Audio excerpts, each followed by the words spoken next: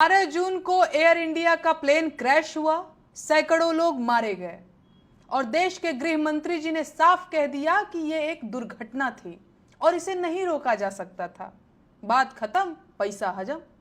सही बात है, हादसे नहीं रोके जा सकते, मणिपुर नहीं बच सकता, पहलगाम हमला नहीं रोका जा सकता, भगदड़ नहीं रुक सकती, सिर्फ विधायक खरीदे जा सकते हैं, सरकार गिराई जा सकती है, ईवीएम हैक की जा सकती है, चुनावी रैली की जा सकती है और सिंदूर बांटा जा सकता है ना?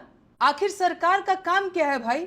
दंगे नहीं रुक सकते, आतंकवादी पकड़ नहीं सकते, शिक्षा व्यवस्था तबाह है, स्वास्थ्य सुविधाओं से मतलब ही नहीं है, बेरोजगारी रिकॉर्ड तोड़ रही है, महंगाई कमर तोड़ रही है, रुपया धूल चाट रहा है, बेरोजगार धूल फांक रहा है। फिर सरकार का काम क्या है? अमेरिका से ऑर्डर लेना या आईपीएल क्रिकेट करवाना या सट्टेबाजी करवाकर देश भर को जुआरी बनाना?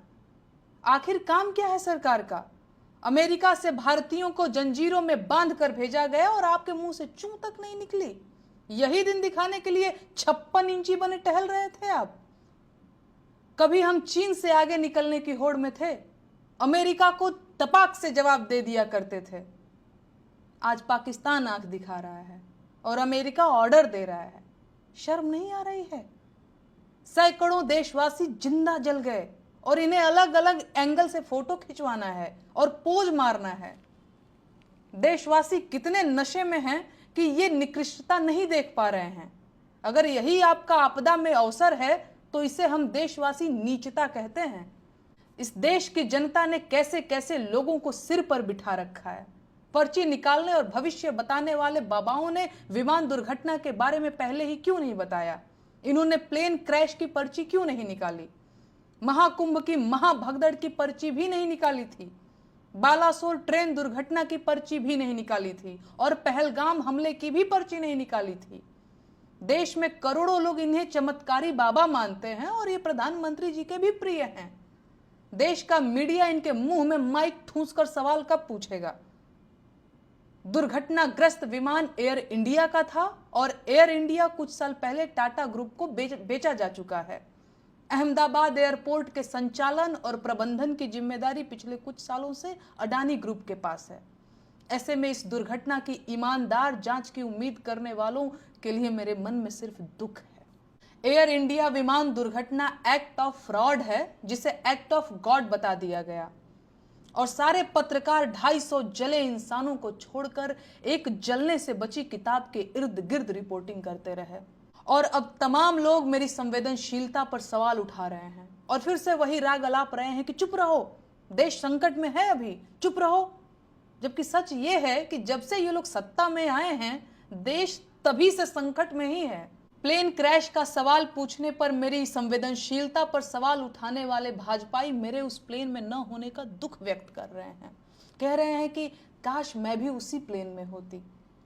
विपक्ष के नेताओं के लिए भी उनके मन में यही भाव है। संवेदनशीलता का ऐसा ढोंग सबके वश की बात नहीं है। संवेदनशीलता चेक करनी हो तो जाकर सरकार और मोदी जी की संवेदनशीलता चेक कीजिए, जो पहलगाम हमले के तुरंत बाद बिहार में रैली करने चले गए थे। तो मेरा मुंह मत खुलवाइए। ये आपके चुप रहने का ही परिणाम है कि सरकार ने लोगों को भगवान भरोसे छोड़ दिया है। जाइए पकड़िए कॉलर सरकार का और हिसाब मांगिए। दुर्घटनाग्रस्त हुआ विमान सितंबर 2012 में एयर इंडिया के बेड़े में शामिल हुआ था। ऐसे में ये विमान लगभग 13 साल पुराना था। कारें 10 साल में रिटायर हो जाती हैं, लेकिन 12-13 साल पुराने विमानों में यात्री ढोए जा सकते हैं। क्यों? क्योंकि सरकार के लिए यात्रियों की जान से ज्यादा मुनाफा प्यारा है। जब तक मौतें नहीं होती, सरकार की नींद नहीं खुलती है। खराब विमानों में यात्री ढोए जा रहे हैं और सरकार चुनाव लड़ रही है। यात्रियों की सुरक्षा की जिम्मेदारी अंतिम रूप से सरकार की ही होती है, तो विमान दुर्घटना के लिए सरकार ही जिम्मेदार है। देश के साथ हुई सबसे बड़ी दुर्घटना भाजपा का सत्ता में आना है। बाकी सारी दुर्घटनाएं इसी का परिणाम है। एयर इंडिया टाटा को दे दिया और अहमदाबाद एयरपोर्ट अडानी को दे दिया।